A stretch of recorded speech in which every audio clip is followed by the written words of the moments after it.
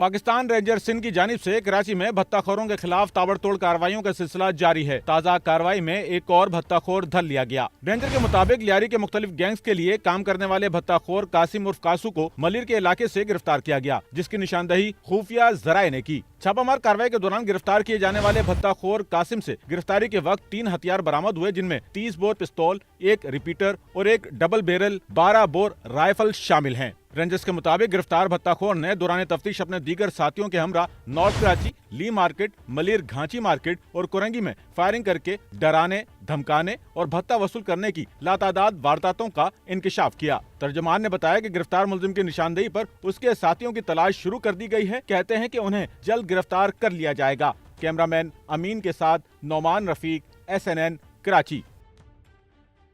Sachal news network की videos में खुशामदीद। नाजरीन, वीडियो से मुतालिक अपनी कीमती राय का इजहार कमेंट बॉक्स में ज़रूर करें और चैनल को सब्सक्राइब करें।